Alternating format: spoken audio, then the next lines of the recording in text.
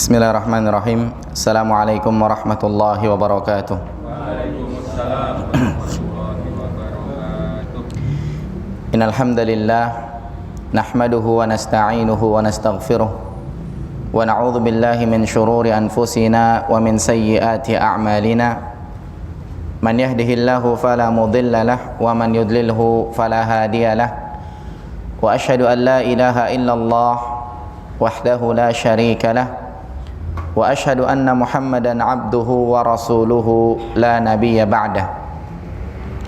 Fa inna asdaqal hadithi kitabullah wa khairal huda huda Muhammad sallallahu alaihi wasallam wa syarral umuri muhdatsatuha wa kullu muhdatsatin bid'ah wa kullu bid'atin dhalalah wa kullu dhalalatin finnar. Para jamaah yang dimuliakan oleh Allah Subhanahu wa taala, pada kesempatan pagi menjelang siang hari ini kita berada di hari Sabtu tanggal 19 Rajab tahun 1441 Hijriah atau 14 Maret tahun 2020. Kita bersyukur kepada Allah Subhanahu wa taala karena Allah Subhanahu wa taala masih memberikan begitu banyak kenikmatan kepada kita semua. Di antaranya kita bisa hadir di majelis yang mulia ini. Mudah-mudahan hadirnya kita di sini terhitung sebagai pemberat timbangan amal kebaikan kita nanti pada hari kiamat kelak. Salawat dan salam semoga senantiasa tercurah kepada Nabi kita yang mulia, Nabi Muhammad sallallahu alaihi wasallam beserta para keluarganya, sahabatnya dan orang-orang yang senantiasa mengikuti beliau dengan baik sampai hari kiamat. Para jamaah yang dimuliakan oleh Allah Subhanahu wa taala, kajian kita adalah kajian kitab Al-Kabair, yaitu tentang dosa-dosa besar. Dan kita merujuk kepada kitab Al-Kabair, buah karya dari Al-Imam Al-Hafidh Al-Zahabi rahimahullah. Kemudian manfaat kita mengkaji kitab ini, kita mengetahui dosa-dosa besar. Manfaatnya adalah yang Allah sebutkan di dalam Al-Quran surat An-Nisa ayat 31, ada di dalam buku ini di halaman 29 Romawi, di halaman 29 Romawi disebutkan Allah Subhanahu wa taala berfirman, in tajtanibu kaba'ira ma tunhauna anhu, jika kalian meninggalkan dosa-dosa besar yang dilarang, nukaffir ankum sayyiatikum, maka akan kami hapuskan dari kalian kesalahan-kesalahan kalian, wa nudkhilkum mudkhalan karima, dan akan kami masukkan kalian ke dalam tempat yang mulia, yaitu surga Allah Subhanahu wa taala. Berdasarkan dalil ini kita paham bahwa tatkala kita mempelajari dosa-dosa besar, kemudian muncul di hati kita meninggalkan dosa-dosa besar tersebut, insyaallah Allah akan hapuskan kesalahan-kesalahan kita dan Allah akan masukkan kita ke dalam surga Allah Subhanahu wa taala. Maka berbeda tentunya dengan mereka yang tidak paham dosa-dosa besar. Allah mengisyaratkan di dalam Al-Qur'an, qul hal yastawil ladzina ya'lamuna wal ladzina la ya'lamun. Katakanlah, apakah sama antara orang yang mengetahui dengan orang yang tidak mengetahui? Tentunya tidak sama. Belum lagi di halaman 30 Romawi dalam hadis dalil kedua, Nabi sallallahu alaihi wasallam beliau bersabda dalam hadis Abu Hurairah radhiyallahu an, as-salawatul khamsu, salat 5 waktu, wal jum'atu ilal jum'ati, Jumat yang satu ke Jumat berikutnya, wa Ramadan ila Ramadan, Ramadan yang satu ke Ramadan berikutnya, mukaffiratun ma bainahunna, Di antara itu semua ada penghapusan dosa. Idzajtanabal kabair, selama dosa besar ditinggalkan. Ternyata di keseharian kita salat 5 waktu, dari salat subuh ke zuhur, dari zuhur ke asar, dari asar ke maghrib, dari maghrib ke isya, dari isya ke subuh, ternyata ada otomatis penghapusan dosa. Kemudian dari hari Jumat kemarin sampai Jumat besok ternyata ada otomatis penghapusan dosa. Kemudian dari Ramadan kemarin ke Ramadan yang besok bakal datang nih, ada juga penghapusan dosa. Cuma dengan syarat kalau dosa-dosa besar ditinggalkan. Nah, pertanyaannya dosa besar itu apa saja? Sehingga perlu dikaji kitab ini untuk menjawab pertanyaan tersebut. Maka dari itu, melanjutkan pertemuan yang sebelumnya, bahasan kita pada kesempatan kali ini, kita sudah sampai selesai membahas dosa besar yang ke-1 sampai dosa besar yang ke-25. Dan kemarin sudah pendahuluan dosa besar ke-26, kita perhatikan di halaman 86. Dosa besar yang ke-26, judul aslinya adalah Al-Qadi As-Su. Qadi artinya hakim, As-Su artinya buruk. Kita pernah dengar istilah lain, ulama su, ulama yang sesat dan mengajak kepada kesesatan. Kalau di sini ada hakim su, ada hakim yang sesat dalam artian dia tidak berilmu, dan mengajak kepada kesesatan dalam artian dia memutuskan perkara tanpa ilmu. Atau hakim yang sesat dalam artian hakim itu berilmu, akan tetapi tidak memutuskan perkara dengan ilmunya. Maka kita perhatikan pembahasan dosa besar yang ke-26, yaitu hakim su. Kalau di sini terjemahannya hakim yang jahat.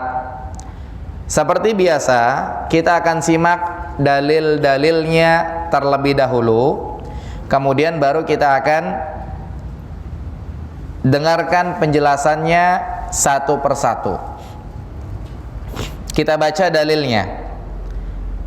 Allah Subhanahu wa ta'ala berfirman di dalam Al-Quran surat Al-Ma'idah ayat 44 terkait hakim yang su. Wa man lam yahkum bima anzalallah faulaika humul kafirun. Barang siapa yang tidak berhukum dengan yang diturunkan oleh Allah, barang siapa yang tidak memutuskan perkara sesuai yang diturunkan oleh Allah, faulaika humul kafirun, maka mereka adalah orang kafir. Di dalam ayat yang lain, faulaika humuz zalimun, mereka adalah orang zalim. Kemudian ada ayat yang satunya lagi, faulaika humul fasiqun, mereka adalah orang fasik. Kemudian dalil kedua dalam surat Al-Maidah ayat 50. Allah Subhanahu wa taala berfirman, "Afa hukmal jahiliyati yabghun?" Apakah hukum jahiliyah yang mereka kehendaki?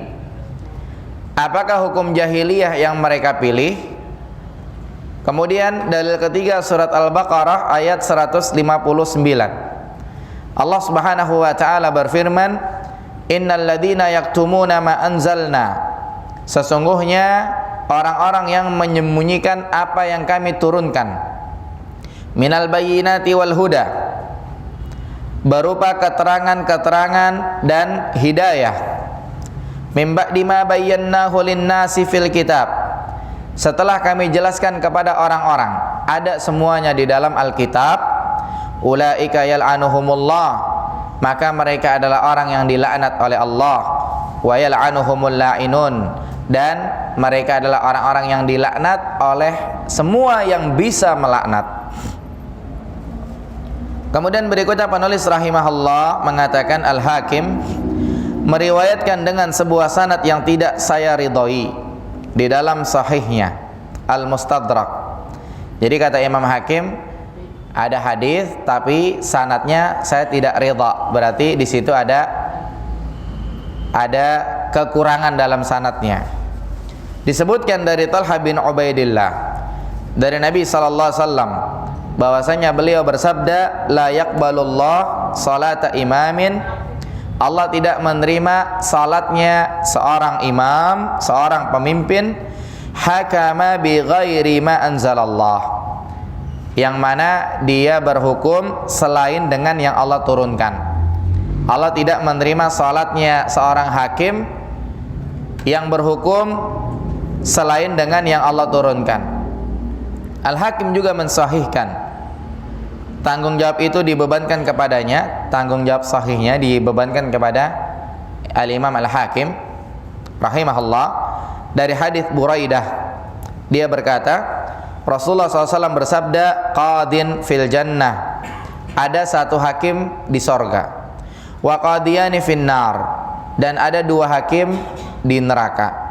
Qadin arafal haqqa, seorang hakim yang dia berilmu, mengetahui kebenaran, faqadha bihi, kemudian dia memutuskan perkara dengan ilmu tersebut, dengan kebenaran tersebut, fahuwa fil jannah, maka dia di sorga.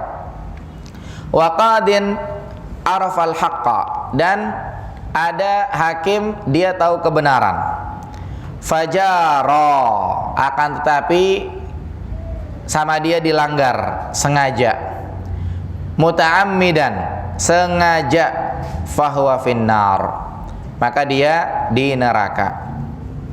Wa qadin, dan ada seorang hakim qadha bi ghairi ilmin, dia memutuskan perkara tanpa ilmu, fahuwa finnar, maka dia di neraka.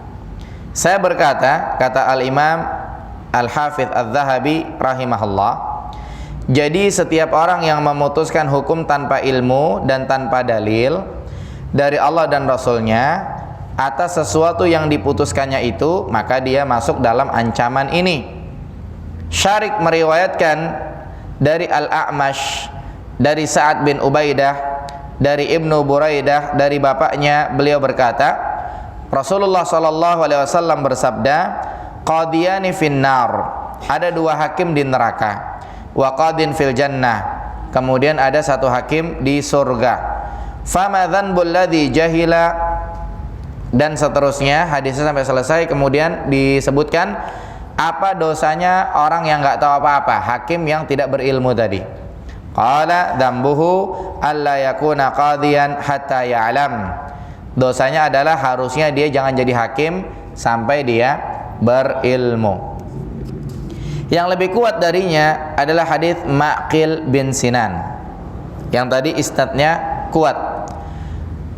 Yang lebih kuat darinya adalah hadis Ma'qil bin Sinan dari Nabi SAW. Beliau bersabda, ma min ahadin yakunu ala syai'in min umuri hadhihi al-ummah fala ya'dilu fihim illa kabbahu Allahu finnar.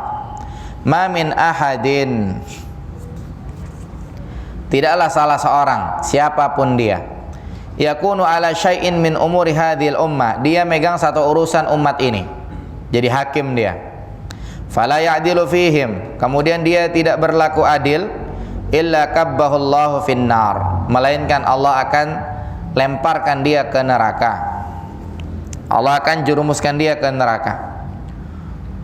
Kemudian lanjutannya di halaman 88 paragraf kedua, Utsman bin Muhammad Al-Akhnasi meriwayatkan, dan dia ini seorang rawi yang soduk, jujur, dari Al-Maqburi, dari Abu Hurairah, dari Nabi SAW, beliau bersabda, man ju'ila qadiyan bainan nas, barang siapa yang diangkat jadi hakim di tengah-tengah manusia, faka'annama dzubiha bighairi sikin, maka seakan-akan dia menyembelih tanpa pisau. Kenapa? Karena dia berada di antara azab dunia kalau dia benar dan azab akhirat kalau dia salah. Nanti akan dijelaskan akhir nanti. Kemudian lanjutannya, sedangkan apabila hakim itu berijtihad lalu memutuskan hukum berdasar dalil yang terbukti kesahihannya, dan dia tidak memutuskan hukum berdasarkan pandangan semata, dan pendapat itu tampak lemah baginya, maka dia tetap mendapatkan pahala karena ijtihadnya, dan itu adalah suatu yang pasti. Ijtihad artinya usaha seseorang, bagaimana caranya dia biar memutuskan perkara benar, sehingga dia baca keterangan di dalam Al-Quran, As-Sunnah, agar dia tidak salah memutuskan perkara. Ini berdasarkan sabda Nabi SAW, idza jtahadal hakimu, apabila seorang hakim berijtihad, berjuang dia biar tidak salah dalam memutuskan perkara, fa asaba, kemudian hasil ijtihadnya benar, falahu ajran, maka dia akan mendapatkan 2 pahala. Wa ini jitahada, apabila dia berijtihad, berjuang memutuskan perkara, fa akhta'a, kemudian dia salah, falahu ajrun, maka dia dapat 1 pahala. Muttafaqun alaih. Hadis ini riwayat Bukhari dan Muslim.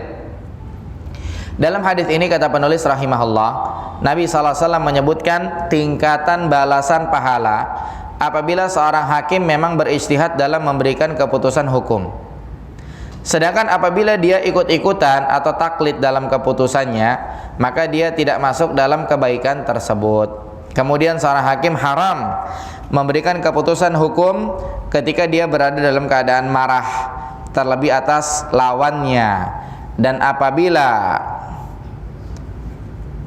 pada diri seorang hakim terkumpul sifat kurang ilmu dan maksud yang tidak baik serta akhlak yang jahat, juga kurang wara', maka kerugian itu telah sempurna pada dirinya dan wajib atasnya untuk memecat, artinya dia mengundurkan dirinya dan bersegera membebaskan dirinya dari neraka. Dan dari Abdullah bin Amr, beliau berkata, Rasulullah sallallahu alaihi wasallam bersabda, laknatullahi 'alar rashi wal murtashi. Allah melaknat orang yang nyogok dan yang menerima sogokan. Dua-duanya dilaknat oleh Allah Subhanahu wa taala. Ini dalil-dalil yang akan kita bahas satu persatu pada kesempatan kali ini. Sekarang kita perhatikan dari dalil yang pertama. Yang pertama kita perhatikan judulnya sekali lagi, dosa besar ke-26, yaitu hakim yang jahat, hakim yang buruk, hakim yang hakim yang jelek. Hakim yang dimaksud di sini siapa? Hakim yang dimaksud di sini adalah hakim yang tidak berhukum secara adil. Jadi hakim yang buruk di sini, hakim yang jahat, hakim yang dimaksud adalah hakim yang tidak berhukum secara adil. Adil itu bagaimana? Adil itu adalah sesuai dengan yang Allah syariatkan. Allah mensyariatkan kalau berhukum itu seperti ini loh. Dia jalani itu, berarti hakim itu adil.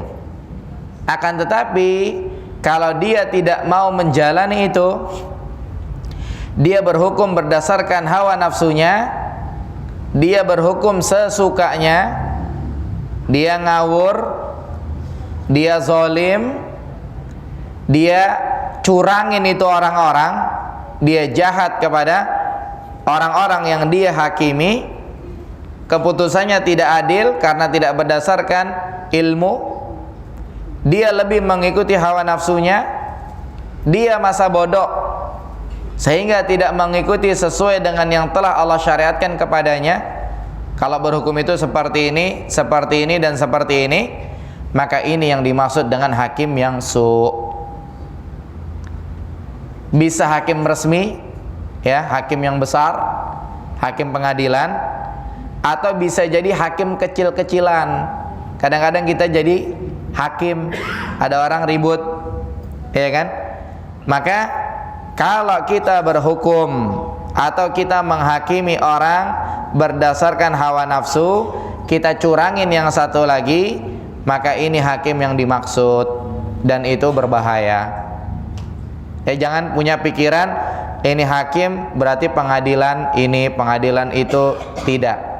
Kadang-kadang hakim di tengah-tengah masyarakat, hakim kecil-kecilan juga masuk dalam pembahasan ini.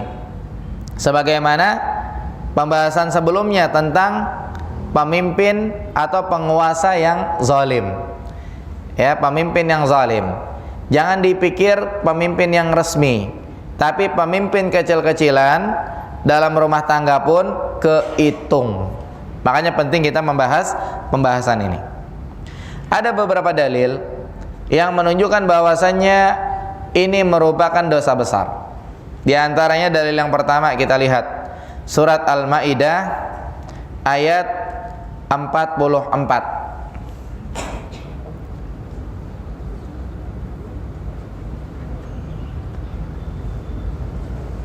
Yang mau lihat lengkapnya langsung buka Qur'annya.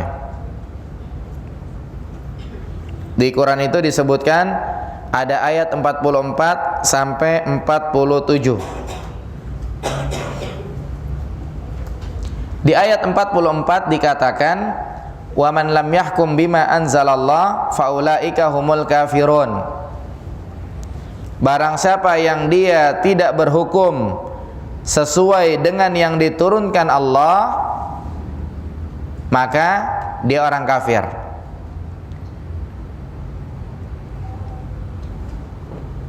Ya, barang siapa yang tidak berhukum sesuai dengan yang diturunkan oleh Allah, maka mereka orang kafir. Ini di ayat 44. Kemudian di ayat 45, "Wa man lam yahkum bima anzalallah faulaika humuz zalimun." Barang siapa yang berhukum selain dengan yang diturunkan oleh Allah, maka mereka orang zalim. Ya, barang siapa yang tidak berhukum sesuai dengan yang diturunkan oleh Allah, maka dia orang zalim. Kemudian di ayat 47, "Wa man lam yahkum bima anzalallah faulaika humul fasiqun." Barang siapa yang tidak berhukum sesuai dengan yang diturunkan oleh Allah, maka mereka orang fasik. Di sini akan kita jelaskan penjelasan dari Syekh Muhammad bin Shalih Al-Utsaimin rahimahullah. Mereka yang tidak berhukum sesuai dengan yang Allah turunkan, dalam Al-Quran dikatakan satu kafir, ayat lain mengatakan satu lagi zalim, ayat lain mengatakan satu lagi fasik. Penjelasannya seperti apa? Apakah tiga-tiganya satu makna? Artinya kalau orang tidak berhukum sesuai dengan yang Allah turunkan, sama dengan orang itu kafir, zalim, dan fasik? Karena memang Allah Subhanahu wa ta'ala mensifati kafir itu dibilang zalim dan fasik dalam Quran. Contoh, Allah berfirman, "Wal kafiruna humuz zalimun." Orang kafir itu adalah orang zalim. Atau di ayat yang lain Allah mengatakan, "Innahum kafaru billahi wa rasulihi." Mereka kafir terhadap Allah dan Rasulnya. Wa matu wa hum fasikun. Mereka mati dalam kondisi fasik. Maka berdasarkan ayat ini, setiap orang kafir itu sama dengan zalim dan fasik. Apakah seperti itu fahamnya? Itu kan pertanyaan. Atau mungkin sifat-sifat tersebut antara kafir, zalim, fasik, ini sifat-sifatnya tergantung artinya sesuai bawaannya bagaimana. Maka wallahu alam ini yang lebih tepat. Jadi bisa jadi kafir kapan, bisa jadi zalim kapan, dan bisa jadi fasik kapan. Jadi nggak mesti langsung satu paket. Walaupun dalam ayat dikatakan demikian, orang kafir itu zalim, orang kafir itu matinya dalam keadaan fasik. Walaupun dikatakan satu paket, tapi yang lebih mendekati kebenaran wallahu alam dipisah kapan kafir, kapan zalim, dan kapan fasik. Maka penjelasannya, barang siapa yang dia tidak berhukum sesuai dengan yang Allah turunkan, kemudian dia merendahkan hukum Allah, dia meremehkan hukum Allah, dia meyakini selain hukum Allah itu lebih pas, lebih bermanfaat, kalau begini maka hukumnya adalah kafir, karena dia telah mengingkari hukum Allah, keluar dari Islam. Dan ini kalimat secara umum. Ada di antara orang-orang yang meletakkan syariat-syariat baru yang berlaku di tengah-tengah manusia. Mereka tidak menetapkan itu aturan kecuali mereka punya keyakinan itu aturan walaupun tidak sesuai dengan hukum Allah, tapi lebih maslahat, tapi lebih manfaat.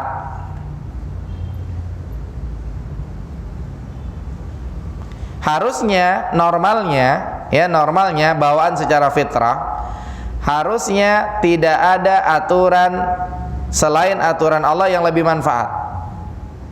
Nah, ini ada orang naruh itu aturan baru, ngerasa itu aturan paling manfaat, aturan Allah kalah manfaatnya. Nah, kalau seperti ini maka terancam orang itu kafir. Ya, akan tapi kalau kejadian ada yang seperti itu dinasihati oleh seorang yang alim, sampai seorang yang alim ini ambil kesimpulan ini orang udah keluar dari Islam, maka kafir benar dia.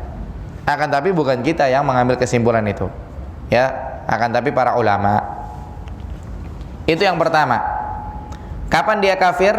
Kalau dia berhukum dengan selain hukum Allah, bersamaan dengan itu dia punya keyakinan hukum Allah salah, dia merendahkan hukum Allah, selain hukum Allah lebih pas, lebih manfaat. Nah, kalau begitu maka kafir. Jelas insyaallah poin yang pertama, biar nanti nggak diulang lagi, ya. Nah, kemudian yang kedua, barang siapa yang tidak berhukum sesuai dengan yang Allah turunkan, akan tetapi dia tidak ngeremehin hukum Allah, dia tidak merendahkan hukum Allah, dia tidak punya keyakinan selain hukum Allah lebih manfaat, lebih pas, akan tetapi dia berhukum dengan selain hukum Allah karena dia ingin menguasai orang yang dia hukumi itu, atau karena dia ingin balas dendam sama si fulan karena kemarin si fulan ini kurang ngajar sama saya, karena sekarang hakimnya saya balas dia, biar yang salah pokoknya saya menangin, yang penting dia tahu rasa. Ini namanya orang zalim, ya, karena dengan dia balas itu dia menzalimi yang lain, bukan kafir. Dan zalim ini apa namanya, derajatnya tingkat-tingkat, ya, tergantung orang yang melakukannya. Bisa jadi parah, bisa jadi lebih parah, dan bisa jadi lebih parah. Kemudian yang ketiga, kapan dia fasik? Fasik adalah mereka kalau berhukum, mereka kalau tidak berhukum sesuai dengan yang Allah turunkan, dan mereka tidak meremehkan hukum Allah, tidak merendahkannya, tidak punya keyakinan bahwasanya selain hukum Allah itu lebih pas, lebih maslahat, lebih manfaat, cuma dia make selain hukum Allah itu karena ngambil keuntungan dunia. Ya, karena ada keuntungan sehingga dia pakai itu selain hukum Allah, maka ini namanya fasik. Ya, orang fasik, bukan kafir. Dan fasik juga sama, derajatnya tingkat-tingkat. Ada fasik yang parah, ada fasik yang lebih parah lagi, ada yang lebih parah lagi. Makanya kalau kita ditanya, Allah menetapkan yang tidak berhukum dengan hukum Allah ada 3. Bisa kafir, bisa zalim, bisa fasik. Penjelasannya seperti apa? Penjelasannya ya yang lebih tepat wallahu alam, disesuaikan. Orang ketika berhukum dengan selain hukum Allah bisa kafir kalau dia meyakini selain hukum Allah lebih manfaat. Hukum Allah direndahin sama dia, diremehin. Ini bisa kafir kalau seperti ini. Kemudian dia zalim kalau dia berhukum dengan selain hukum Allah. Dia bisa zalim tanpa meremehkan hukum Allah, tanpa ngerendahin hukum Allah, tanpa memandang selain hukum Allah lebih manfaat, lebih pas. Tapi dia begitu gara-garanya apa? Dia pengen balas dendam sama lawannya. Maka ini zalim sama orang. Kemudian yang ketiga, berhukum dengan selain hukum Allah bisa fasik kapan? Ketika dia berhukum dengan selain hukum Allah, kemudian tidak merendahkan hukum Allah, tidak ngeremehin hukum Allah, tidak memandang selain hukum Allah lebih manfaat, tapi di situ dia ada keuntungan dunia yang dia kejar. Ini orang fasik. Ya, wallahu alam. Siapa yang belum jelas penjelasan 3 ini? Jelas insyaallah? Baik, sudah bisa ditanya satu-satu nanti insyaallah, dan harapannya bisa memberikan penjelasan. Baik, yang dalil berikutnya. Dalil keberapa sekarang pembahasannya? Dalil ketiga ya. Surat Al-Baqarah ayat 159. Allah berfirman, "Innal ladzina yaktumuna ma anzalna minal bayyinati wal huda min ba'di ma bayyanahu lin-nasi fil kitab ulaika yal'anuhumullahu wa yal'anuhumul la'inun." Kata Allah, "Innal ladzina yaktumun", sesungguhnya orang-orang yang menyembunyikan, ma anzalna, apa yang telah kami turunkan, minal bayyinati wal huda, berupa keterangan-keterangan, kemudian hidayah, petunjuk, mim ba'di ma bayyanahu lin-nasi fil kitab, setelah kami jelaskan kepada orang-orang ada di dalam Alkitab. Ulaika yal'anuhumullah, maka mereka dilaknat oleh Allah, wa yal'anuhumul la'inun, dan mereka akan dilaknat oleh semua makhluk yang bisa melaknat. Di sini kita perhatikan ayat ini menerangkan kepada kita sesuatu yang kadang-kadang dilakukan oleh seorang hakim yang buruk. Apa yang dilakukan oleh seorang hakim yang hakim yang buruk, hakim yang jahat, hakim yang jelek? Mereka melakukan menyembunyikan kebenaran. Mereka melakukan menyembunyikan sesuatu yang dia sudah ketahui buktinya. Dia sudah ketahui petunjuknya. Ya, dikarenakan dia adalah seorang hakim yang karena dia hakim yang buruk, sehingga di dalam berhukum pun buruk. Dia tidak berhukum sesuai dengan bukti dan petunjuk yang benar, yang sebenarnya telah dia ketahui ada di dalam Al-Quran, ada di dalam As-Sunnah yang sahih, ada buktinya. Maka kadang-kadang kan hakim seperti itu Ya, dia udah tahu buktinya, udah tahu petunjuknya, udah tahu dalilnya, udah ngerti. Cuma karena itu hakim yang akhirnya apa? Akhirnya sama dia nggak dipakai. Kalau seperti itu, hukumannya sebagaimana yang disebutkan di dalam ayat apa?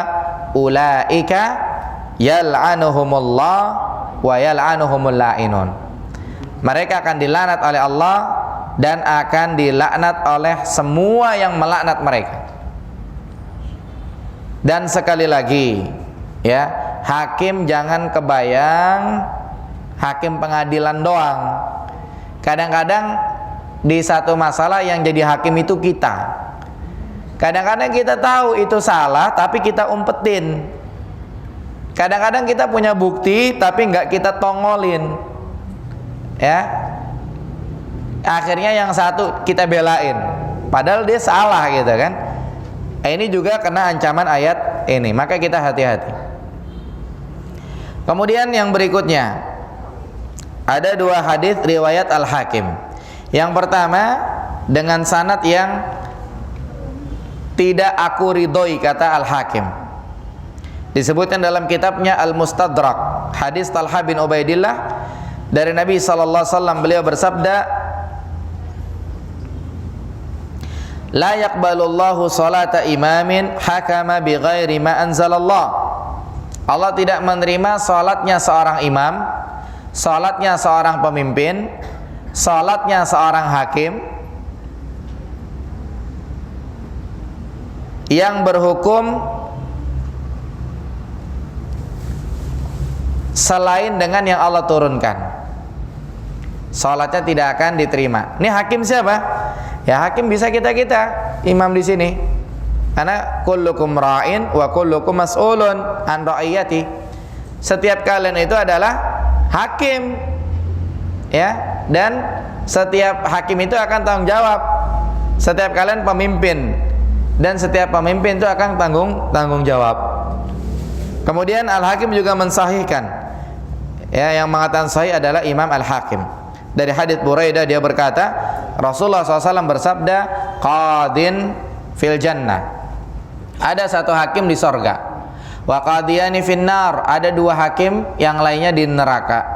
Qadin arafal haqqa faqadha bihi fahuwa fil jannah. Hakim yang dia mengetahui kebenaran, kemudian dengan itu dia menghakimi, maka dia di sorga. Wa qadin arafal haqqa.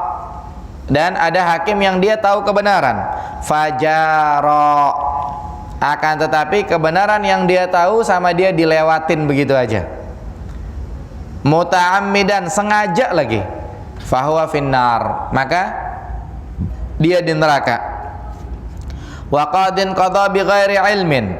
Dan ada hakim yang dia memutuskan perkara tanpa ilmu, fahuwa finnar, maka dia di neraka. Ini ada dua hadis. Ya, hadis yang pertama tadi dikatakan sanadnya tidak diridhoi oleh Imam Al-Hakim. Nah, penulis rahimahullah memberikan catatan kaki bahwasanya di dalam sanadnya ini ada seorang yang bernama Abdullah bin Muhammad Al-Adawi. Ya, disebutkan dia hafalannya lemah. Ya, sehingga kalau hafalannya lemah kadang-kadang suka nambah-nambahin sendiri. Ini hadis dhaif. Ya, tapi dimasukkan karena ada pendukung dari yang lain-lain. Kemudian hadis yang kedua yang ada di halaman 87 paling atas, Nabi SAW mengabarkan kepada kita bahwasanya hakim itu ada 3, 1 di sorga dan 2 di neraka. Dan beliau menjelaskan siapa 1 yang di sorga, siapa 2 yang di neraka. Adapun hakim yang di sorga adalah hakim yang dia mengetahui kebenaran dan dia berhukum dengannya. Adapun hakim yang di neraka adalah yang mengetahui kebenaran namun sengaja menyembunyikannya sehingga dia tidak berhukum dengannya. Kemudian yang ketiga, atau seorang hakim yang mengambil putusan tanpa ilmu, maka dua-duanya di neraka. Tahu ilmunya tapi nggak dipakai, atau memberikan putusan tanpa ilmu, maka ini juga salah. Ya, berarti kalau kita jadi hakim, kita harus memutuskan perkara sesuai dengan ilmu yang kita ketahui agar kita masuk ke bagian yang pertama. Dan jangan sampai kita udah tahu siapa yang salah, siapa yang benar, tapi sengaja kita belain yang salah. Atau kita nggak tahu apa-apa, kita jadi hakim, kita memutuskan perkara sembarangan, semaunya kita. Kita nerka-nerka tapi tanpa ilmu. Ini juga salah. Ini ancamannya di neraka dan itu berbahaya. Kemudian yang berikutnya di halaman 87, penulis rahimahullah mengatakan, saya berkata, jadi setiap orang yang memutuskan hukum tanpa ilmu dan tanpa dalil dari Allah dan Rasulnya atas sesuatu yang diputuskannya itu, maka dia masuk dalam ancaman ini. Berarti ini sesuai dengan nas hadis. Ya, hakim yang mengambil putusan tanpa ilmu, tanpa pengetahuan, maka dia masuk ancaman ini. Kemudian lanjutannya, Syarik meriwayatkan dari Al-A'mash, dari Sa'ad bin Ubaidah, dari Ibnu Buraidah, dari bapaknya, beliau berkata, Rasulullah sallallahu alaihi wasallam bersabda dalam hadis diriwayatkan oleh Imam Al-Hakim, disebutkan ini isnadnya kuat, qadiyani finnar wa qadin fil jannah. Ada dua hakim di neraka dan ada satu hakim di sorga, disebutkan sampai akhir hadis. Kemudian dikatakan, famadzanbul ladzi jahila, apa dosanya orang yang tidak tahu, dia jadi hakim tapi dia nggak punya ilmu, tapi dia menghakimi saja. Qala dzambuhu alla yakuna qadiyan hatta ya'lam. Dosanya adalah harusnya dia jangan jadi hakim sampai dia berilmu. Maka ini penjelasannya sama dengan sebelumnya. Ya, beliau mengatakan apa? Ada hakim yang berhukum tanpa ilmu. Ya, Rasulullah SAW mengingatkan bahwasanya hakim tersebut berhukum tanpa ilmu. Salahnya di mana? Salahnya harusnya dia jangan jadi hakim. Ya, harusnya dia jangan jadi hakim sampai dia berilmu. Ini kasusnya sama seperti yang kemarin kita bilang. Ya, orang yang masalah balighu anni walau ayah. Ya, sampaikan dariku walaupun satu ayat. Ini jangan salah paham. Balighu anni walau ayah, sampaikan dariku walaupun satu ayat. Ada dua maknanya. Makna yang pertama, ayat apa aja kita sampaikan di depan, kita sampaikan di mading, nggak masalah. Ayat dan terjemahannya, hadis dan terjemahannya. Tapi makna yang kedua, kita menjelaskan hukum, kita menafsirkan Al-Quran, menafsirkan hadis. Maka ini kita nggak boleh semuanya sampaikan dariku walaupun satu ayat. Dia maju ke podium, dia maju naik mimbar, dia ceramah di situ, dia bawa makalah, dia baca, dia nggak tahu makalah itu benar atau salah, karena diminta sama pengurus misalnya sebagai pengganti khatib yang berhalangan. Maka ini tidak boleh. Ya, jadi jangan atas dasar balighu anni walau ayah, dia tidak berilmu tapi dia berani berbicara di depan umum. Ini berbahaya. Kemudian yang berikutnya,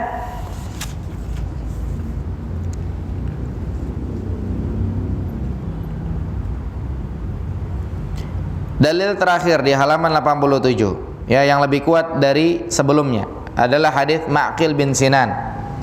Dari Nabi sallallahu alaihi wasallam, beliau bersabda, "Ma min ahadin yakunu ala syai'in min umuri hadhihi al-ummah fala ya'dilu fihim illa kabbahu Allahu fin-nar." Ma min ahadin, tidak seorang pun, yakunu ala syai'in min umuri hadhihi al-ummah, dia megang satu masalah dari urusan umat ini. Fala ya'dilu fihim, kemudian dia tidak adil, illa kabbahullahu finnar, melainkan Allah Subhanahu wa taala akan menjerumuskan dia ke dalam neraka, akan dijerembabkan oleh Allah ke dalam neraka. Ini hadis Ma'qil bin Sinan. Ya, disebutkan tidaklah seseorang dia berkuasa, megang urusan, kemudian tidak adil. Apa maksudnya tidak adil? Sekali lagi, maksudnya tidak adil adalah tidak sesuai dengan yang Allah syariatkan. Ya, karena yang namanya keadilan tumbuh dari ilmu terhadap syariat Allah. Sehingga barang siapa yang dia mengetahui syariat, dia tahu yang benar, namun dia tidak berhukum dengannya, maka dikatakan dia tidak berbuat adil. Atau orang yang jahil, ya, orang yang jahil dia berhukum tidak sesuai dengan syariat Allah, maka ini juga sama, dia dikatakan tidak adil. Maka sebaliknya, kalau misalkannya tadi dikatakan yang namanya keadilan adalah berhukum sesuai dengan yang Allah syariatkan, berhukum sesuai dengan syariat Allah, maka sebaliknya, barang siapa yang tidak mengetahui syariat, ini juga sama, dia dikatakan tidak berbuat adil. Dan ini bisa masuk paket di pemahaman yang lain, yaitu wali nikah harus adil. Artinya apa? Wali nikah harus menjalankan syariat-syariat Allah. Atau saksi nikah harus adil. Saksi nikah harus menjalankan syariat-syariat Allah. Saksi nikah sehari-harinya kagak pernah sholat, wali nikah sehari-hari kagak pernah sholat, ya ini harus diperbaiki walinya. Jangan kita bilang jangan jadi wali, dia bapaknya soalnya ya. Jadi kita bilang bapaknya harus memperbaiki diri, ya, harus dia menjalankan syariat-syariat Allah Subhanahu wa taala. Ya, makanya yang seperti ini kasusnya, ya bapaknya dibilangin agar dia menjalankan syariat Allah. Dan jangan salah ngomong, kalau salah ngomong ntar bapaknya tersinggung, nggak jadi nikah anaknya. Ya, tidak demikian. Ya, akan tapi memang kadang-kadang orang itu nggak adil. Ya, kadang-kadang orang itu nggak adil. Sholatnya cuma maghrib doang misalnya. Ya, sholatnya cuma Jumatan doang gitu kan. Tapi tetap boleh jadi wali insyaallah. Ya, wallahu alam. Wallahu alam. Kemudian yang berikutnya,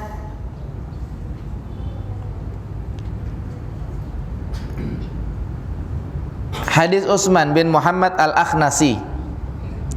Ya, hadis Utsman bin Muhammad Al-Akhnasi meriwayatkan, dan dia adalah seorang rawi yang saduq, rawi yang jujur, dari Al-Maqburi, dari Abu Hurairah radhiyallahu an, dari Nabi sallallahu alaihi wasallam, beliau bersabda, man ju'ila qadiyan, ya barang siapa yang dia diangkat jadi hakim, bainan nas, di tengah-tengah manusia, faka'annama dzubiha bi ghairi sikin, maka seakan-akan dia telah menyembelih dengan tanpa pisau.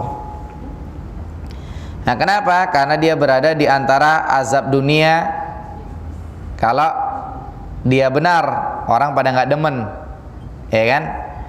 Atau dia berada di azab akhirat. Kalau dia salah, diancam nanti di akhiratnya kenapa-napa, kan seperti itu. Maka ini juga menunjukkan bahayanya seorang hakim. Artinya apa? Hakim itu berada pada posisi yang berbahaya.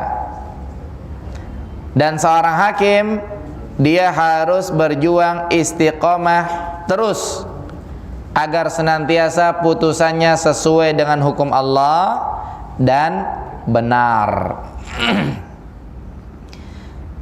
Ya, dia juga harus berjuang dalam menambah ilmunya. Jangan udah jadi hakim nggak belajar lagi, jangan. Tapi dia harus berjuang dengan menambah ilmunya. Bagaimana caranya? Dengan mempelajari dalil-dalil, dengan mempelajari hukum-hukum syariat, juga dengan mempelajari masalah fikih terkait agama Allah. Kemudian juga di sisi lain dia harus teliti dalam menghadapi masalah. Maka urusannya tidak mudah. Di dalam hadis dikatakan apa? Seakan dia menyembelih tanpa pisau. Artinya urusannya susah. Dan dalam masalah ini tidaklah selamat kecuali mereka yang diselamatkan oleh Allah Subhanahu wa ta'ala. Sehingga hakim tersebut bisa bersikap adil dan bijaksana. Dia teliti dalam memberikan putusan, dan dia juga minta kepada Allah taufik dan hidayah agar jangan sampai salah memberikan putusan. Makanya seorang hakim ini seakan-akan dia menyembelih tanpa pisau. Karena kalau dia benar, ya resikonya orang pada nggak demen sama dia. Tapi kalau dia salah, yang di langit juga akan memberikan hukuman kepada dia. Maka ini juga harus hati-hati, karena masalahnya tidak mudah untuk menjadi seorang hakim. Dia harus seiring berjalannya waktu sambil belajar agama juga, ngerti dalil. Jangan sampai putusannya salah, ya. Wallahu a'lam. Lanjutannya, sedangkan apabila hakim itu berijtihad. Sedangkan apabila hakim itu berijtihad.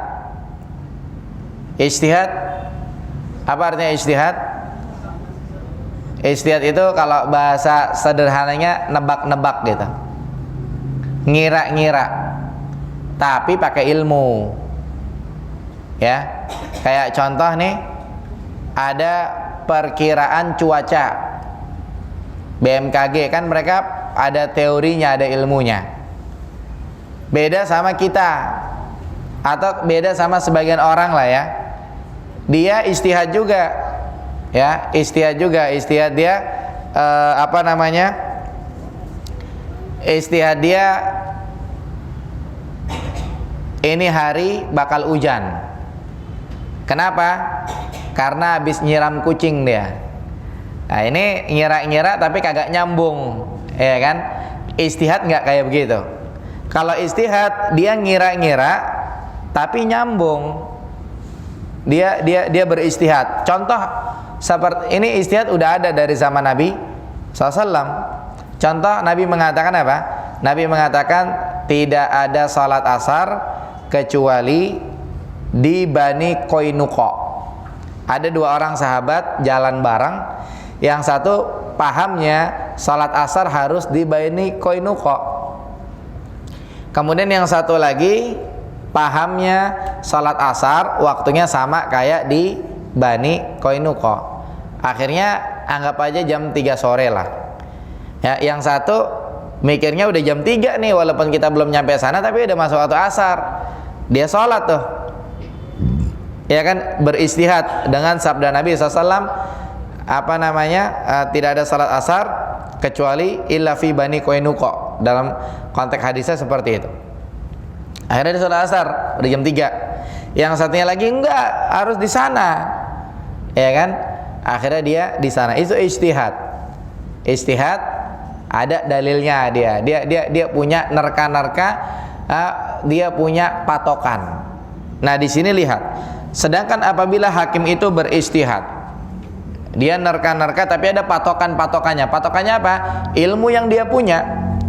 Lalu dia memutuskan hukum berdasar dalil. Dia memutuskan hukum berdasarkan dalil yang terbukti kesahihannya.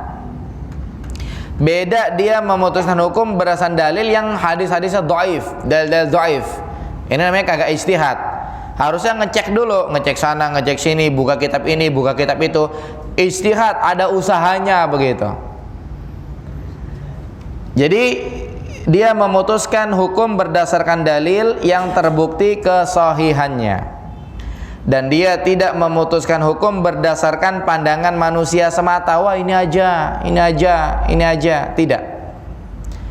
Dan pendapat itu tampak lemah baginya. Dia tahu itu pendapatnya lemah, tapi udahlah, asal ada aja. Tidak demikian. Tapi betul-betul dia beristihad, betul-betul dia berusaha cari keterangan sana, keterangan sini, biar tidak salah memutuskan perkara. Maka dia tetap mendapatkan pahala karena ijtihadnya tadi. Kalau begitu dia tetap dapat pahala karena dia udah ijtihad, dia udah usaha, dan itu adalah suatu yang pasti. Artinya apa? Artinya dia dapat pahala itu pasti. Tapi kalau ijtihad bisa jadi benar, bisa jadi salah. Ini berdasarkan sabda Nabi sallallahu alaihi wasallam. Hadits riwayat Bukhari dan Muslim. Disebutkan idza jitahadal hakim. Apabila hakim itu berijtihad. Dan kita jangan sampai salah paham. Berijtihad artinya hakim itu udah berusaha, dipelajari itu masalahnya, dipelajari sehingga dia ketok palu akhirnya. Dan dia ketok palu nggak sembarang, tapi betul-betul berdasarkan ilmu. Fa'asaba, kemudian dia benar karena usaha dia. Bagaimana biar nggak salah? Fa'asaba, benar keputusannya. Falahu ajran, dia dapat 2 pahala. Pahala dia ijtihad, ya kan, dia udah capek ijtihad. Namanya hakim ketika memutuskan perkara itu mesti dipelajari itu. Ya, contoh kayak kasus-kasus yang ada. Kasus yang ada dari kasus yang besar, beberapa kejadian yang lalu sampai di MK, kasus presiden katanya pilpres curang ini itu dan lainnya. Di sini kita lihat itu hakim-hakim yang duduk di MK mesti lembaran kertas mereka tuh dipelajari itu. Hakim yang benar, walaupun nggak tahu ya kalau memang mereka nggak pelajari, cuma itu urusan lain. Yang jelas kita lagi bahas berijtihad. Itu dipelajari kertas sekian tebalnya dipelajari. Atau mungkin kasus kopi Mirna, ya kan? Itu mesti ada ada tim penyidik, ada bukti ini, bukti kan dipelajari itu. Itu namanya betul-betul ijtihad. Ketika dia capek untuk membuktikan itu, untuk ngecek bukti-bukti dan mempelajari semuanya, kan capek tuh. Itu ada pahalanya. Kemudian ketika ketok palu dia memutuskan perkara ternyata benar. Ya kan, orang-orang puas, kemudian Allah juga tahu keputusan hakim itu benar, ada pahala juga. Jadi dia dapat pahala berapa? 2. Wa ini ijtihada, dan kalau hakim itu berijtihad, cari pokok masalahnya sampai dia kesimpulannya ketok palu, fa'akhto'a, tapi ternyata dia salah. Pas ketok palu dia salah. Ya, tapi orang nggak ada yang tahu Allah. Ya kan, pokoknya udah selesai aja sidangnya begitu kan. Falahu ajrun, maka dia dapat 1 pahala. Ya, karena dia udah ijtihad dapat 1 pahala. Ternyata setelah dia ketok palu, hasil ketok palunya di mata Allah salah misalnya gitu kan. Maka di situ dia dapat dosa, tapi dosanya diampuni. Ya, makanya apa? Ini bagi hakim yang berhukum berdasarkan ilmu. Dia berbicara dengan ilmu, mengambil keputusan berdasarkan ilmu, dan dasar hukumnya adalah ijtihad sesuai dengan dalil. Ya kan, ijtihad sesuai dengan nas dan dalil. Maka kalau seperti itu, kalau benar putusannya, dia akan dapat 2 pahala. Ya, karena dia benar dan karena dia ijtihad. Ijtihad itu nggak gampang, capek. Ya, capek. Ya, ada seorang alim ditanya 1 masalah. Kemudian kata seorang alim ini, ya nanti saya cari dulu masalahnya. Dipelajari, dalil-dalil Quran Sunnah, kemudian setelah itu baru dijawab sama seorang alim karena melihat dalil-dalil nas yang ada. Tapi qadarullah dia salah, itu orang alim, maka tetap dapat satu pahala karena dia udah berusaha nyari keterangan Quran Sunnah. Itu enggak santai, capek ya, buka kitab ini capek, pelajari keterangan dalil Quran ini, dalil hadis, capek. Di situ dia dapat satu pahala. Ternyata jawabannya benar, dapat dua pahala. Pahala dia capek ijtihad dan pahala hadiah dia ternyata benar. Ya, makanya kadang-kadang kalau lagi ada kuis, ya ada pertanyaan, siapa yang jawab dapat hadiah. Akhirnya apa? Udah mulai dikeluarkan soalnya, ada yang jawab, jawabannya salah. Tapi tadi udah bilang yang jawab dapat hadiah. Biar salah nggak apa-apa. Yang penting yang jawab dapat hadiah karena dia jawab. Oh ternyata jawabannya benar. Oh dapat hadiah double. Oke, bisa jadi seperti itu keterangannya. Ya. Dan jika memang dia salah memberikan putusan, maka dia akan mendapatkan satu pahala dan dosanya dia diampuni. Ya, karena yang namanya mujtahid itu, mujtahid artinya orang yang berijtihad, itu nggak mesti benar terus. Ya, bisa jadi salah. Dan mujtahid ini tingkatannya tingkatan tinggi. Ya, mujtahid, orang yang berijtihad itu tingkatannya tingkatan tinggi. Di antara syarat-syaratnya, orang yang berijtihad harus hafal Quran, harus hafal banyak hadis, ratusan ribuan hadis, bisa bahasa Arab, kemudian paham tafsir, kemudian paham ilmu al-jarh wa ta'dil. Ini hadisnya sahih, ini hadisnya dhaif, ini begini begitu, dia paham. Kemudian paham nahwu shorof, ya paham ini, paham berbagai cabang ilmu, baru boleh berijtihad. Ya, ini dia nggak paham apa-apa, ditanya masalah agama, dia nanya, ya kalau menurut saya mah itu biasa aja lah, kita agama nggak usah gitu-gitu amat gitu kan. Kalau dosa ya dosa, kalau dapat pahala, itu juga niatnya surga semua. Ini kelewat berani orang kayak gini, padahal baru hafal surat-surat pendek, itu aja lupa-lupa gitu kan. Nah, ini tidak benar. Daripada mendingan apa salahnya? Iya, jadi kalau tidak tahu, katakan tidak tahu. Seperti Imam Malik rahimahullah, beliau ditanya 38 pertanyaan, beliau hanya jawab 6. Atau beliau ditanya 40 pertanyaan, beliau jawab 6, sisanya nggak tahu. Jadi ada orang datang jauh-jauh pengen ketemu Imam Malik rahimahullah. Imam Malik ini siapa?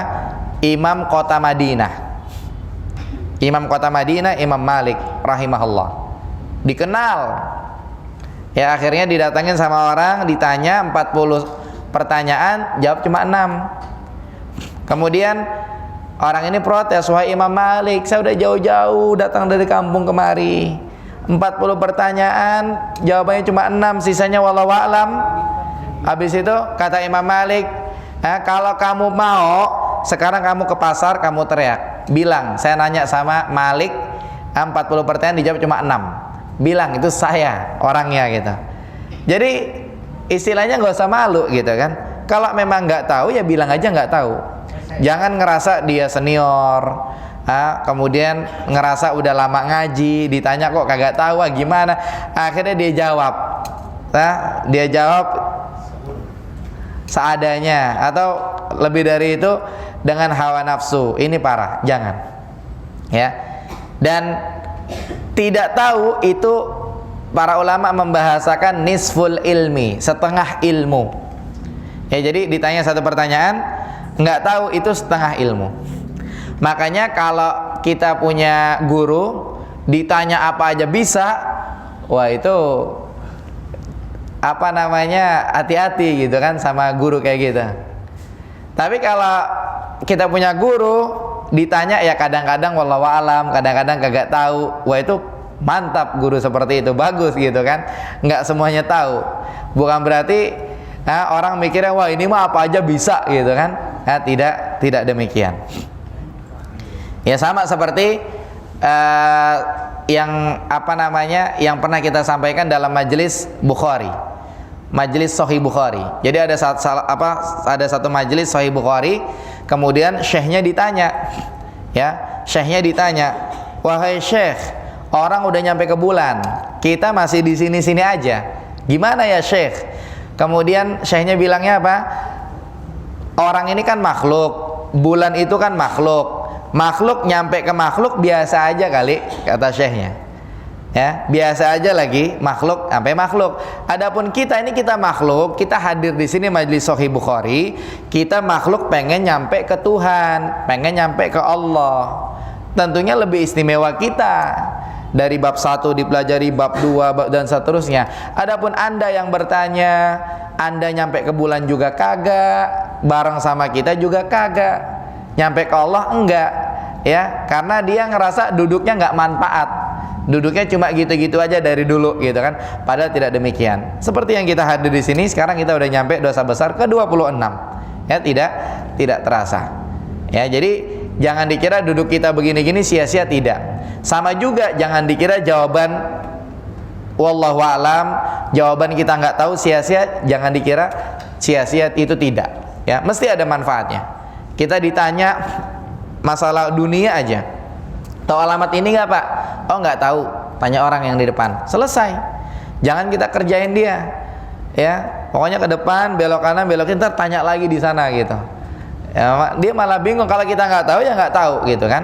Seperti saya juga beberapa kali ditanya tentang alamat, maka saya cuma bilang apa, bapak ke depan, di situ ada pos ronda, biasa banyak orang nongkrong di situ, tanya sama mereka. Kalau saya nggak tahu, saya bukan orang sini.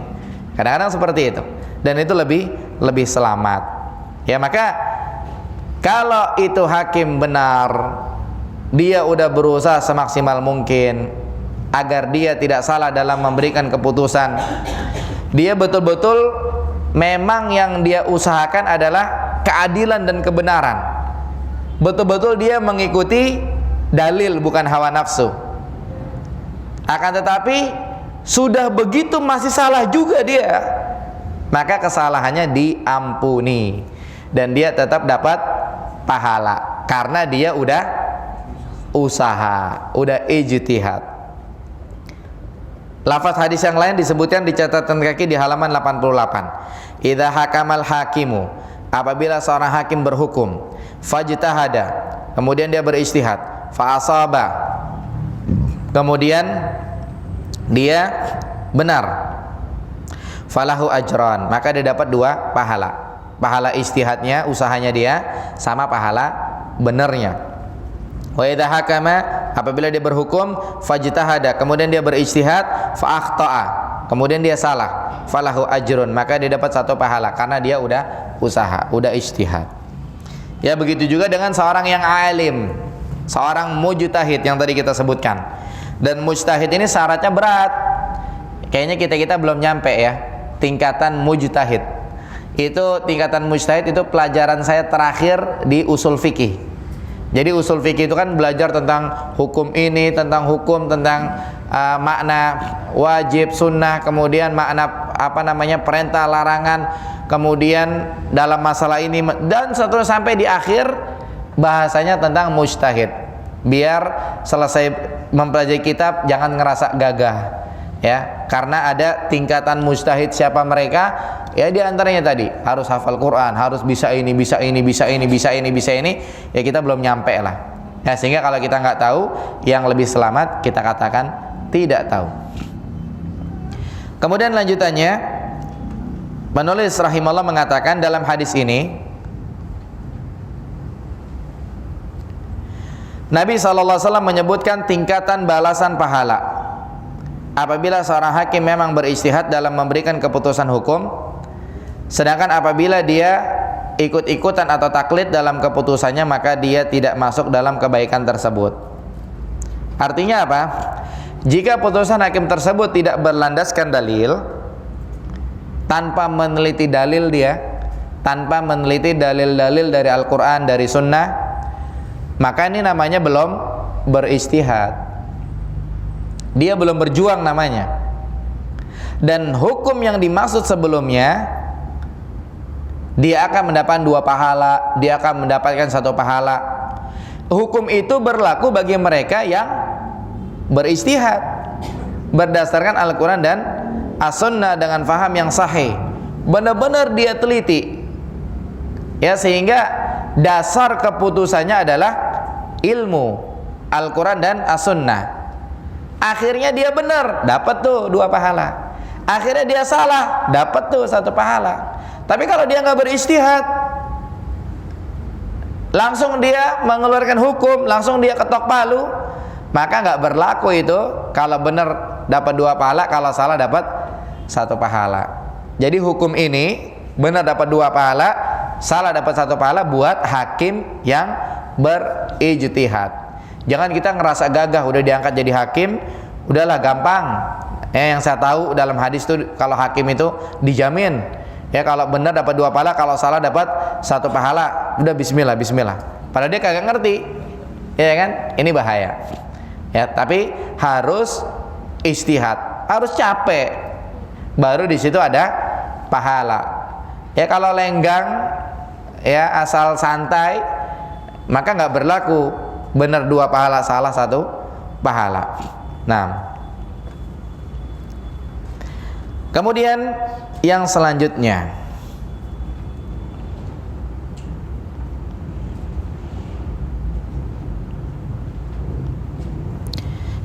paragraf terakhir di halaman 88. Kemudian seorang hakim haram memberikan keputusan hukum ketika dia dalam keadaan marah.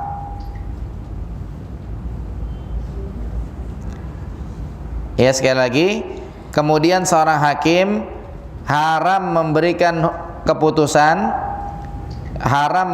keputusan hukum ketika dia dalam keadaan marah, terlebih atas lawannya. Ya, terlebih atas lawannya. Apa maksudnya terlebih atas lawannya? Artinya jika dasar marahnya adalah memang lawannya saja. Jadi ada 2 kubu. Ada kubu A sama kubu B. Kubu B ini bikin kesel hakim. Maka kalau hakim lagi kesel sama kubu B, dia harus tutup itu sidang. Karena kalau tidak, kalau dia langsung ketok palu, udah yang ada nafsu yang maju itu. Karena dia udah gedek sama kubu B ini, berbahaya. Ya, dia tidak boleh ngambil putusan saat marah. Kenapa? Karena kalau orang marah bisa jadi apa? Bisa jadi marahnya itu yang menguasai dirinya, bukan ilmunya. Ilmunya udah di belakang. Tapi kalau dia tenang, insya Allah ketika dia ketok palu, dia memutuskan hukum, memutuskan perkara itu berdasarkan ilmu. Ya, sehingga dia bisa jadi berhukum dan mengambil putusan tidak benar kalau dia marah. Jadi kalau misalkannya hakim lagi kesel, terutama sama lawannya, kesel di rumahnya aja nggak boleh. Ya, hakim kesel sama keluarganya, mungkin kesel sama istrinya, kesel sama anaknya, atau kesel sama temennya.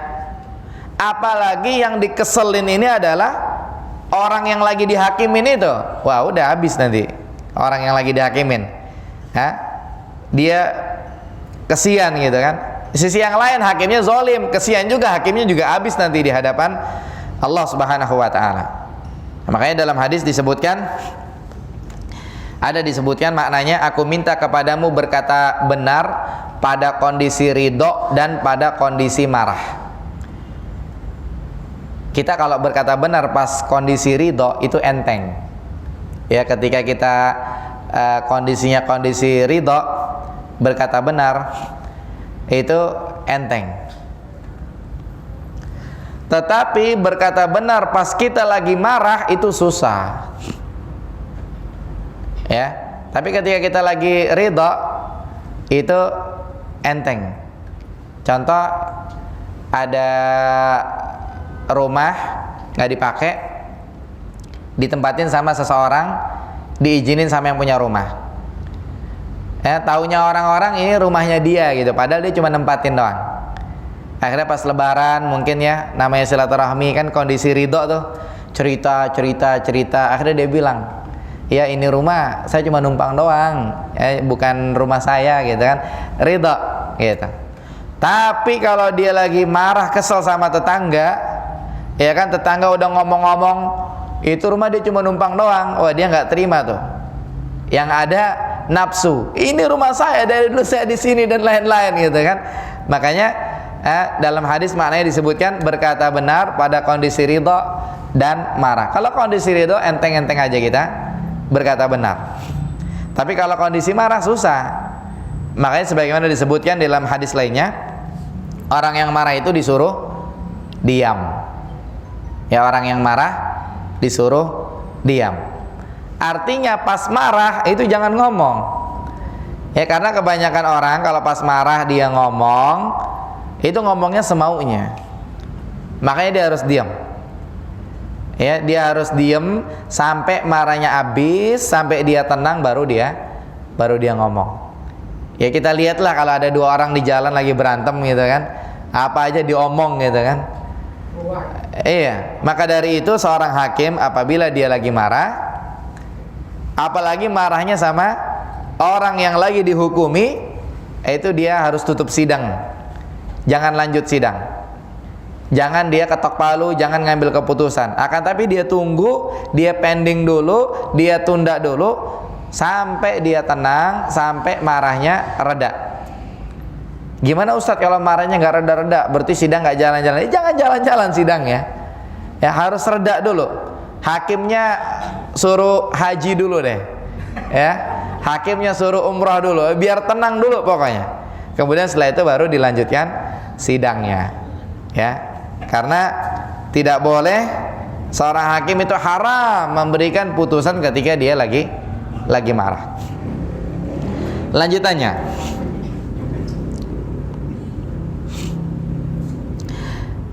dan apabila pada diri seorang hakim terkumpul sifat kurang ilmu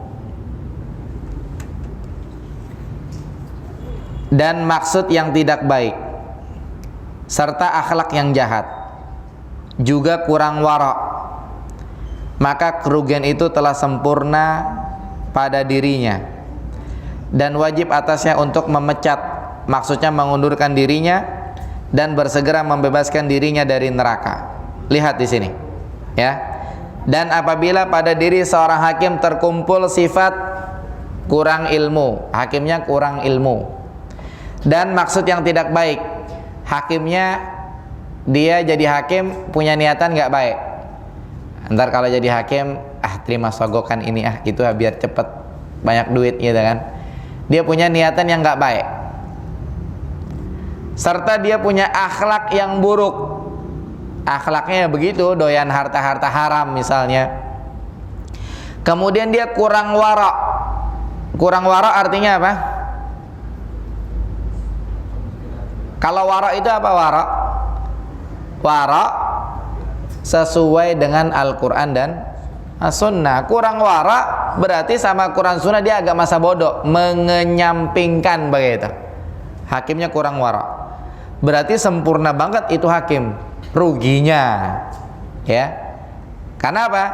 Ilmunya kurang, kemudian niatnya jelek, akhlaknya jelek, waroknya nggak ada. Ya udah sempurna, jeleknya, ruginya. Maka kalau seperti itu wajib buat dia harus ngundurin diri dan harus bersegera membebaskan dirinya dari neraka, karena kalau dia lanjut sama dengan neraka tuh. Makanya apa? Kalau memang terkumpul pada seorang hakim unsur-unsur tersebut, ilmunya dikit, niatnya jelek, akhlaknya buruk, ya, dia beringas, keras, waroknya sedikit. Nah, kalau begini bahaya. Ruginya sempurna. Harusnya dia tahu diri, harusnya dia mundur. Ya, karena kalau kondisinya demikian, berarti bakalan dosanya double, dosanya kuadrat, banyak dosanya, dan dia akan bertanggung jawab pada hari kiamat. Maka yang lebih afdal buat dia mengundurkan diri saja, ya, sehingga dengan demikian sama dengan dia menyelamatkan dirinya dari kedudukan tersebut. Karena kalau dia lanjut, dia nyelakain diri, ya, yang mana dia bukan orang yang pas untuk posisi tersebut, ya, dan nggak pas kalau dia terus pada posisi tersebut. Bagusnya dia udahan, dia mengundurkan diri, dan dengan itu sama dengan dia menyelamatkan dirinya dari api neraka, ya, wallahu a'lam. Kemudian yang terakhir,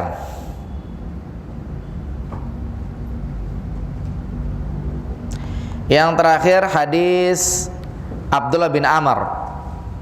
Ya, ini sangat menarik yang terakhir nih. Beliau berkata, Rasulullah sallallahu alaihi wasallam bersabda, laknatullahi 'ala rashi wal murtashi. Allah melaknat orang yang memberikan sogokan dan yang menerimanya.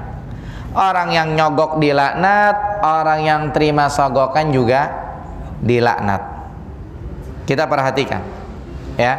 Hadis ini disebutkan oleh penulis rahimahullah. Siapa penulis? Al-Imam Az-Zahabi rahimahullah.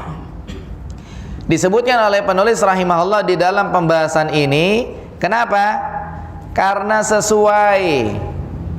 Kita lihat, kalau hakim itu maka biasanya hakim itu terima sogokan. Ya, kalau hakim itu biasanya terjadi itu sogok menyogok. Kenapa itu bisa terjadi? Karena hakimnya ya, dia bakal terima uang sogok untuk memberikan pembelaan. Ya, maka di dalam hadis ini Nabi melaknat dua-duanya. Orang yang nyogok dilaknat, kemudian orang yang disogok juga dilaknat. Tapi sogok menyogok jangan salah paham, ya. Kayak contoh nih, ya, kita bikin SIM, sebagian orang membahasakannya nyogok, ya, sebagian orang membahasakannya nyogok. Atau mungkin kita masuk kerja di perusahaan tertentu, sebagian orang membahasakannya si fulan masuk kerja nyogok, ya. Atau misalkannya kita dapat ijazah di lembaga pendidikan tertentu, sebagian orang membahasakannya si fulan ini ijazahnya nyogok. Iya, ini hati-hati, ya. Kalau misalkannya contoh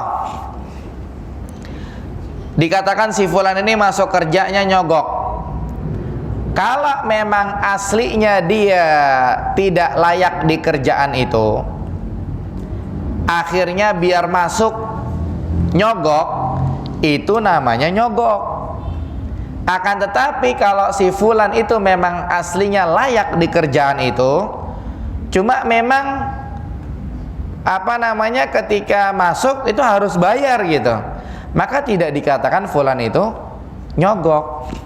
Sama ketika bikin SIM mobil misalnya, si fulan itu memang bisa nyetir mobil, si fulan itu layak nyetir mobil, cuma mungkin sebagian orang membahasakan bikin SIM itu susah, mungkin sebagian orang membahasakan seperti itu, sehingga harus nyogok, bahasanya seperti itu. Padahal tidak, ya. Itu kalau bahasa kita bilangnya lewat biro jasa lah, ya, lewat biro jasa. Dan si fulan ini memang layak dia untuk dapat SIM, maka tidak dikatakan nyogok, kecuali ada lembaga pekerjaan butuh tenaga kerja, sopir misalkannya, atau nggak usah sopir lah, ada pekerjaan butuh tenaga kerja misalkannya penjaga kantor, tapi di antara syaratnya harus punya SIM C misalnya.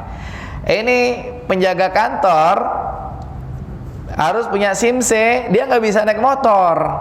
Tapi ini mumpung ada lowongan, mau nggak mau dia bikin SIM C. Akhirnya ke polisi dia nyogok bikin SIM C. Mungkin lewat biro jasa. Artinya dia nggak punya hak untuk dapetin SIM C, itu baru nyogok. Kemudian masuk kantor itu juga sama. Ya, dia nggak punya hak untuk dapat SIM C karena nggak bisa bawa motor. Akhirnya dia usaha pakai duit. Namanya itu nyogok. Akan tetapi kalau memang sesuai prosedur, ya istilahnya mungkin tidak ada cara lain kecuali itu, ya insya Allah tidak dikatakan sebagai nyogok. Ya dibedakan masalahnya. Ya dibedakan. Kemudian kita perhatikan, ya hakim yang su tadi, karena dia su jadi dia terima sogokan, maka hakim yang su ini bisa jadi melakukan itu dalam rangka membela orang yang menyogok dirinya tadi. Maka dari itu hadis ini disebutkan di dalam pembahasan ini, ya walaupun bahasanya ini tapi tetap disebutkan. Maka dari itu hadis ini ada. Meskipun demikian, hadis ini tidak khusus dalam pembahasan masalah hakim saja. Namun apapun itu, sogok menyogok hukumnya tetap haram. Namun dikarenakan seorang hakim yang su bisa jadi berbuat demikian, maka dari itu di dalam pembahasan ini ada hadis ini, ada dalil ini. Ya jadi kalau ditanya sogok menyogok kan gak ada kaitannya sama hakim misalnya, ya sebetulnya ini pembahasannya luas. Akan tetapi karena hakim yang buruk kadang-kadang terjadi padanya sogok menyogok, sehingga dimasukkan pembahasan ini. Makanya apa? Makanya faedah yang lain, ya faedah yang lain, nama dirobah bukan berarti hakikatnya jadi berubah. Ya, nama dirobah bukan berarti hakikatnya jadi berubah. Contoh kayak sogok menyogok kan nggak cuma di pengadilan doang kasusnya gitu kan. Sogok menyogok, ya kadang-kadang dari yang kecil-kecil, dari pintu pertama udah sogok menyogok, pintu kedua, pintu ketiga sogok menyogok. Makanya sogok menyogok itu istilahnya di sini ada faedah, biarpun nama dirobah bukan berarti hakikatnya jadi berubah. Kenapa? Karena banyak dosa besar yang namanya dirobah sama orang, ya kan? Kemudian jalan begitu aja dia. Ada sogok menyogok, sebagian orang membahasakan dalam rangka menghormati. Ini bukan sogok pak, ini ucapan terima kasih gitu kan. Ya kan? Ini bukan sogok pak, ini ucapan terima kasih dari kami. Walaupun bahasanya ucapan terima kasih, kalau memang itu maknanya sogok menyogok, ya namanya sogok menyogok itu. Atau mungkin riba.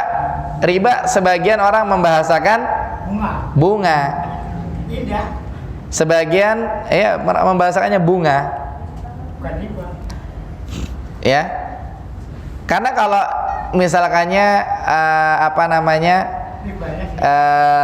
misalkannya gadai, riba hanya 5%. Wah, orang nggak menarik gitu. Ya, gadai bunga 5%. Wah, orang kagak ngerti. Orang-orang yang kagak belajar agama, taunya dia itu bunga 5%, di tempat lain bunganya 25%. Ini murah loh. Tertarik dia. Ya. Tapi kalau misalkannya gadai, ya raja gadai, riba 5%. Wah, kadang deket orang itu. Ya. Tapi kalau raja gadai, bunga 5%. Dia mikir, wah di tempat lain, raja-raja yang lain, raja gadai yang lain bunganya 30% lebih gede, wah ini kecil, akhirnya tertarik. Makanya apa? Istilahnya walaupun ini hadis pembahasannya lain, tapi masuk dalam pembahasan ini, ya, kalau haram tetap haram.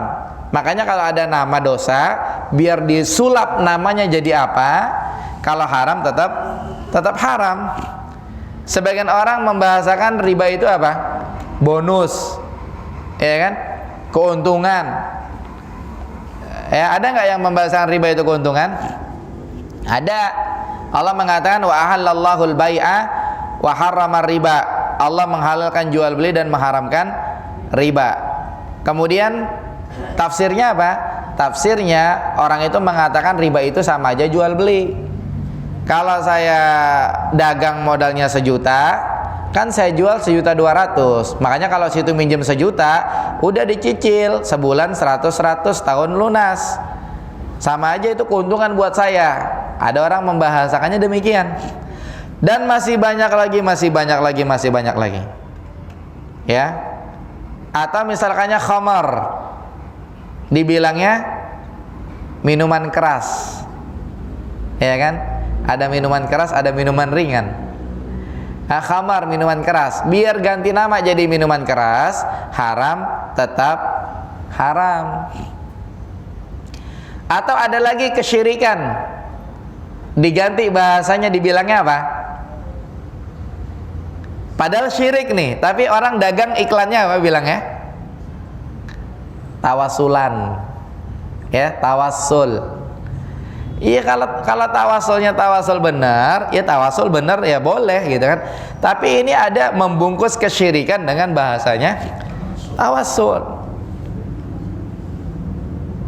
Jadi ini nama dirobah itu tidak sama dengan merubah hakikatnya. Makanya biar ganti nama, hakikatnya tetap, ya. Maka kalau ada orang yang nyogok kemudian ganti nama ini dan itu, maka hukumnya nggak berubah, sama aja. Sogok ya sogok. Ini sama aja ngebinasain diri sendiri. Ya, wallahu alam. Ini pembahasan kita terkait dosa besar ke-26 tentang hakim yang jahat. Ini sudah hakim yang su, ya, hakim yang su, hakim yang buruk, hakim yang jahat, hakim yang jelek dan seterusnya. Dalil-dalil sudah kita bahas, yang mudah-mudahan bisa dipahami dengan baik. Ya, mudah-mudahan apa yang kita bahas manfaat buat kita. Yang benar datang dari Allah Subhanahu wa taala, yang salah dari saya pribadi. Barakallahu fikum. Wa sallallahu ala nabiyina Muhammad wa akhiru da'wana alhamdulillahi rabbil alamin. Insyaallah kita ketemu lagi pertemuan yang akan datang, membahas dosa besar berikutnya, dosa besar ke-27, membiarkan perbuatan keji pada istrinya.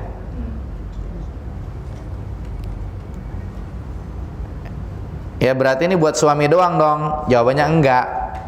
Ya, para istri juga harus paham, karena para istri mereka punya anak perempuan, mereka punya saudari perempuan, atau mereka punya anak laki lah.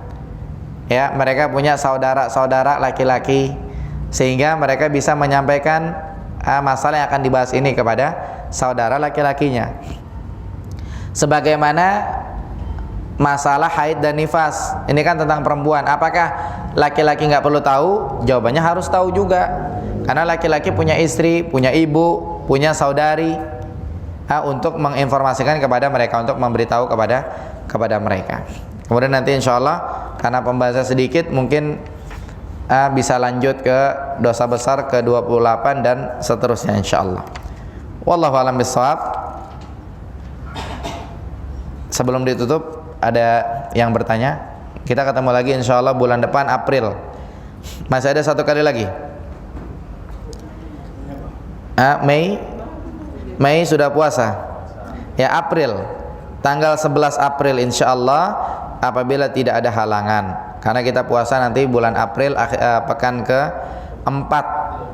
Mungkin sedang isbat tanggal 23 April. Kita masih ketemu tanggal 11 April insya Allah. Taib, ada yang bertanya silahkan. Nah, silahkan Pak. Arti melaknat itu sebenarnya apa?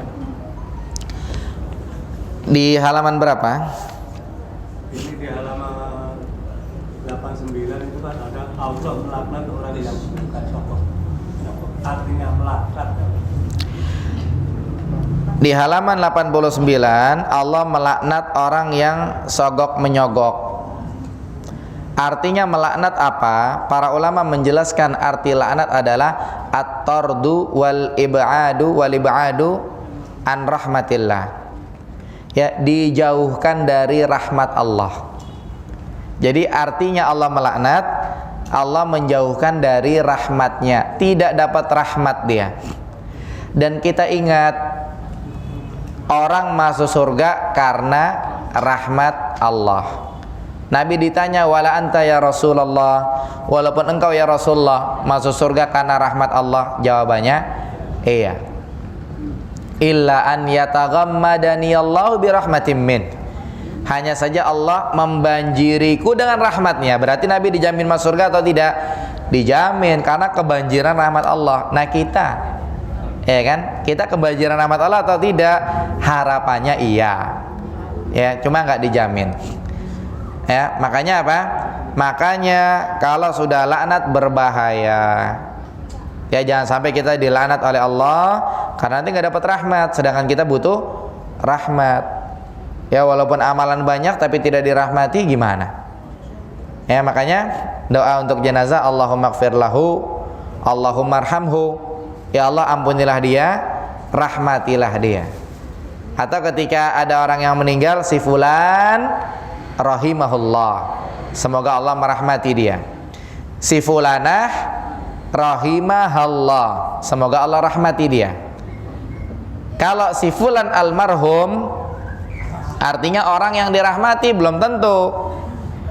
Atau si fulanah almarhumah,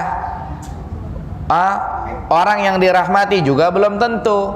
Makanya yang tepat apa? Rahimahullah atau rahimahallah kalau perempuan. Jadi apa artinya laknat? Laknat itu adalah dijauhkan dari rahmat Allah, tidak mendapat rahmat Allah. Wallahu alam. Ada pertanyaan yang lain? Tafadhal, silakan Pak. Nah, bisa sendiri dengan mencari dalil dari Al-Quran atau hadis, apa berunding beberapa ini itu baru mencari keputusan? Iya, ijtihad itu sendiri atau berunding? Ijtihad itu sendiri. Karena kalau berunding namanya, kalau sendiri namanya mujtahid, kalau rame-rame namanya musyawarah. Musyawarah. Lihat, Imam Ahmad punya pendapat, punya ijtihadnya. Imam Syafi'i punya pendapat, punya ijtihadnya. Imam Malik, Imam Abu Hanifah, atau imam-imam yang lain, para sahabat ridwanullah alaihim ajmain, Abu Bakar punya ijtihad, punya. Apa contohnya ijtihadnya Abu Bakar? Orang-orang yang tidak mau berzakat diperangi, dianggap murtad. Ijtihad Abu Bakar, ya kan? Kemudian Umar punya ijtihad. Kemudian Utsman, Ali dan sahabat-sahabat yang lain punya, mereka berijtihad, tapi mereka derajatnya udah derajat mujtahid, syarat dan ketentuan udah mereka penuhi. Nah, kalau kita belum. Gitu. Cuma kata di pertanyaannya, ijtihad itu harus sendiri cukup apa harus rame-rame? Jawabannya masing-masing. Ya, seperti misalkannya ulama sekarang, ya Syekh Shalih Fauzan Al-Fauzan hafizahullah, beliau punya ijtihad dalam masalah ini, beliau pendapatnya ini. Gitu. Ya, dan contoh nih kayak misalnya dalam masalah musik. Ya, dalam masalah musik. Apa hukumnya musik? Imam mazhab yang 4 sepakat, mereka bilang haram. Kemudian Ibnu Hazm, seorang alim, beliau berijtihad, musik itu tidak haram, boleh. Iya kan? Nah, kan salah tuh kalau kita lihat ulang dalil-dalilnya, kalau kita mau teliti, kita bandingkan gitu kan. Nah, buat Ibnu Hazm, beliau seorang yang alim. Kalau salah karena ijtihadnya, bisa jadi beliau dapat 1 pahala. Kalau kita bawa pendapat Ibnu Hazm, padahal jelas-jelas pendapatnya salah. Sementara kita derajatnya belum nyampe derajat mujtahid, ya kita salah lah, gitu kan? Gitu. Atau misalnya contoh misalkannya masalah-masalah khilafiyah, misalkannya masalah kunut subuh.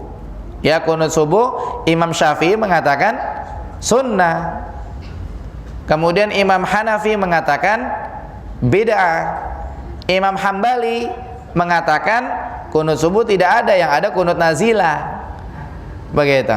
Nah, buat imam yang tiga itu, kalau mereka benar dapat 2 pahala, kalau mereka salah dapat 1 pahala. Imam Hanafi kenapa mengatakan kunut subuh bid'ah? Berdasarkan salah seorang sahabat salah seorang tabi'in yang bertanya kepada bapaknya, pernah sholat di belakang Rasulullah, Abu Bakar, Umar, Utsman, Ali, tapi nggak pernah ada kunut.